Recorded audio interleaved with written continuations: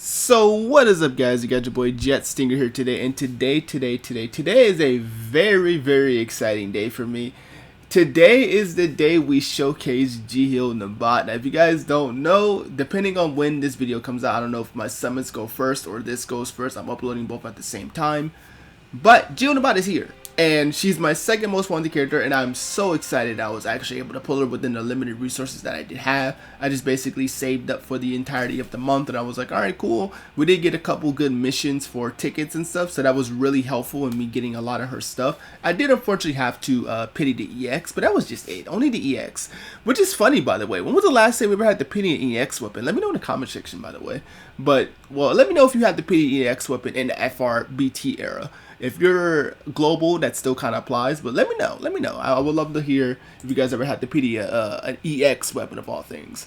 But this is one Nabaat. She is perfectly built. I did give her spears and everything. I gave her 100% everything because this is, again, a character I really wanted. I really don't even bother doing this for new characters I get nowadays. Like Braska, I didn't give him any spears.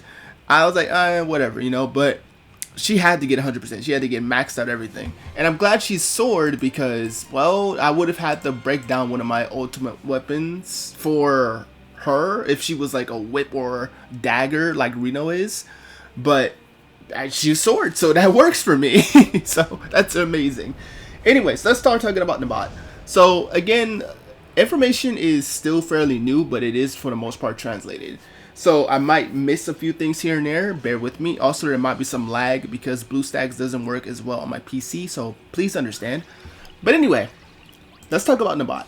So Nabaat is a supportive type DPS that actually functions with a lot of things in this game. So basically what Nabaat does is she is a gauge charger. She's also a healer.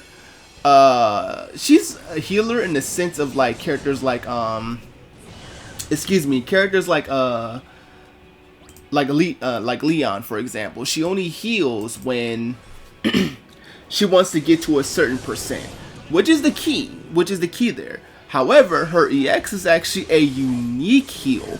It's unique to the game because it is uncapped. If you guys don't know, whenever we get a character that can heal, it's usually a percentage of their HP by that amount. So it's like heal 50% of the character's HP to focus on that heal, right? So you see how Rosa's healing like 17, Nabaat's gonna heal for 23, it's like a certain percentage based. But Nabaat's EX heal is uncapped, so that means it can reach some insane healing numbers. I've seen upwards up to 150k on a heal from Nabaat, which is that's kind of insane. Like that's I feel like that should be illegal. Like I don't like, the thing about it is why I do love the functionality in it. I just don't know when you'll ever need something like that. Like, you know what I mean? Like, I just don't think you would ever need to heal that much. I just don't think so. Like, I can't really wrap that around my head as a concept, because with the heals we get now, they're sustainable enough for your characters to be there, right? They're like, okay, cool, it's enough. My character's back going, we're fine, we're good. But with this, it's different. It's like, it's a heal that actually just does all this extra healing. Like, like, if she had overhealing, then even still it wouldn't really be a sellable point. Like, if she could really bring all that healing to some form of damage or some type of thing, it's pretty funny. Even in I think the most recent Shinryu, no, the Spirit is my bad, for the last summon we got, there's a mission in there where you have to heal for, I think it's 200,000 HP. I think she can get that in spades, and it's so funny. Like, it is so funny to see it. Like, it's so random. Like, but it's ultimately one of the things I do love about it, though. I do love what this gave. So ultimately speaking, I think it was great. I think she got a fantastic heal on that. Her follow-up is the Azure Behemoth, as I mentioned before. It gets triggered twice. Very good. And yeah, so there's a lot she does. She, in the DPS department, really does rack up pretty fast, simply due to the fact that she just she could just build it up really quick with the combination of the Azure Behemoth stacks and her own dumps. Her BT rotation is a little interesting because I'm still trying to figure out if it's worth to excuse me, if it's worth to do the EX as the second to last action as opposed to the FR. Normally you would do FR last. That's traditionally what you do with most often, like with most often of your nukes, you're doing FR last, right? Unless it's like someone like Squall, for example, who just prefers to use EX because it's more dumps, it's better damage, it's better scaling for you. But Nabaat, I'm tying if it's like worth to do FR as opposed to the other one. I'm not sure. But anyway, that break happening is a little annoying because it means I can't bring Rosa up. So, but it's fine. I don't even think we really need Rosa FR. Really, we really don't. If we had a way to delay, then it would have been a thing. But we don't have a way to delay with this team. So.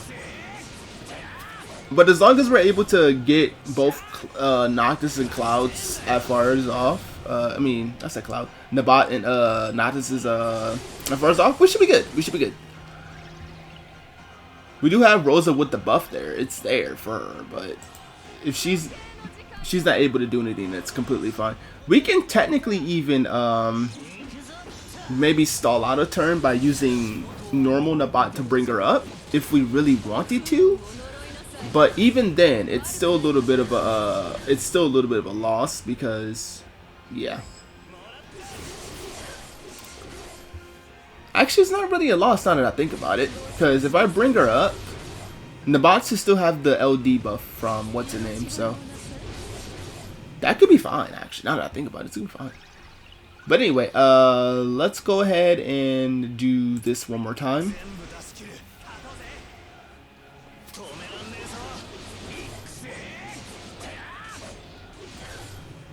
Another thing that's also a really good bonus for Nabaat, which you're gonna see in just a moment, is whenever her Azure Behemoth stacks go away, like when, I mean not the stacks, but when the buff goes away, then the cool thing happens is that she automatically re-summons it. So if you have the BT, that's what happens. But if you don't have it, then it doesn't re-summon itself. It just goes away, which is cool. I like that.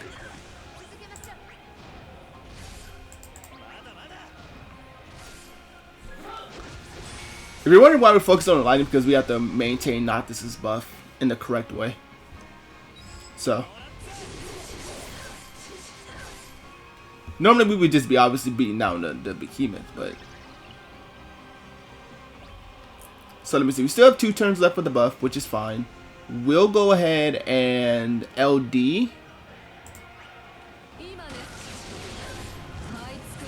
because we want the instant turn rate.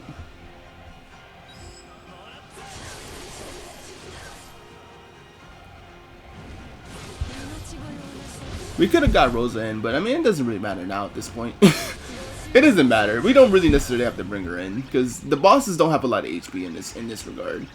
I wish I had Rosa's BT because it would have made it a little bit better for the damage rotation aspect of it. But again, I can't really help anything about that. But let's go ahead and just bring everybody up. I mean, there's no point, but we just want to get the launch off.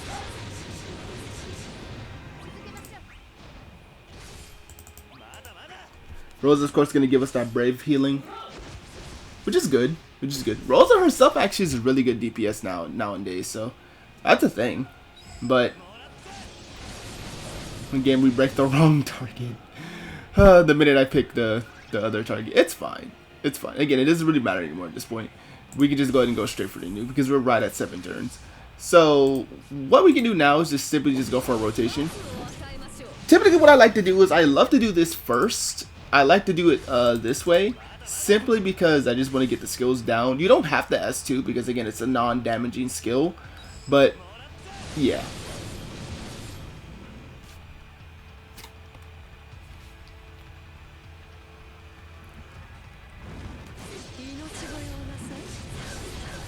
And then it's the second one is going to appear, yep.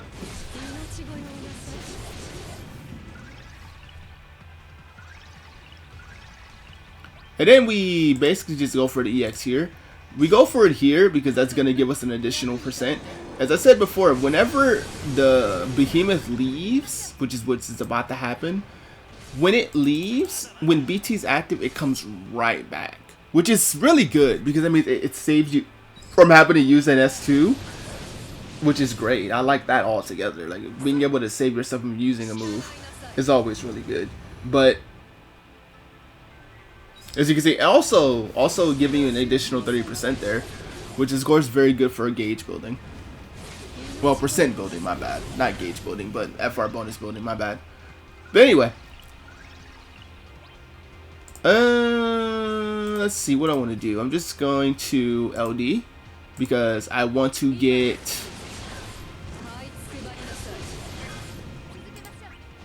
the other buffs going. And of course I want to get my S1 back because her LD does recover skill uses, which is great.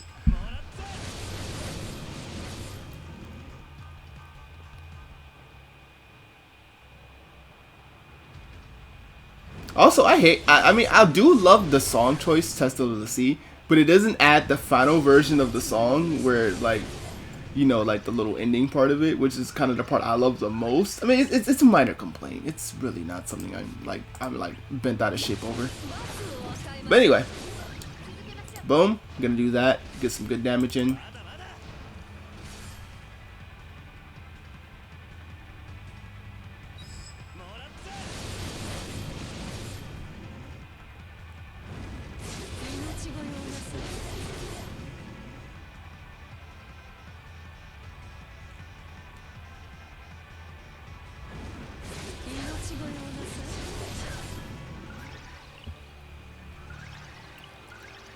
So I'm gonna EX here because I want to do final. Well, actually, no, I'm not. I'm gonna do FR here.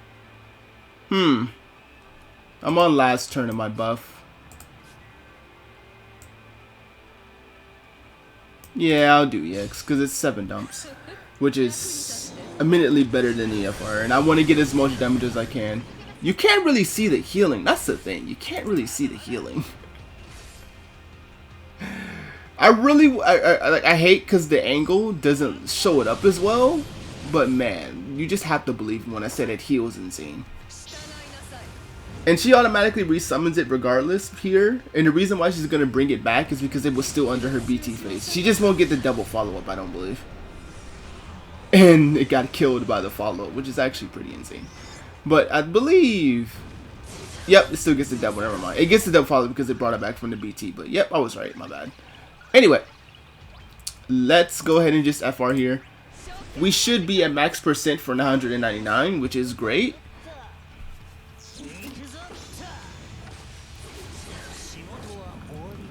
It does suck that her FR and her BT animation is quite literally the same. But, I mean, you know what I mean? It's not the end of the world for me. But this 100% does kill. Because after Nautilus' follow-up, it's going to basically just get rid of it. So, oh, we're not 999%. Lame. I'm kidding. It's really not that big of a deal. It's really not. Because it's only this, but...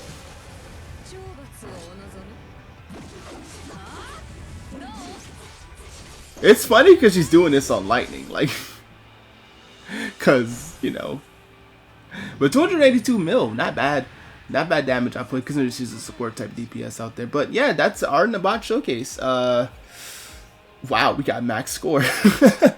Max score. I've never seen it happen in a Shinryu before. But yeah, she's good. She's a very good character. I like her a lot. Of course, I might just be, again, overhyping it because it's a character I really wanted. But I think she's great. I think she's really good. I think she's a lot of fun. She has a lot of utility with the whole effect that she can be a support.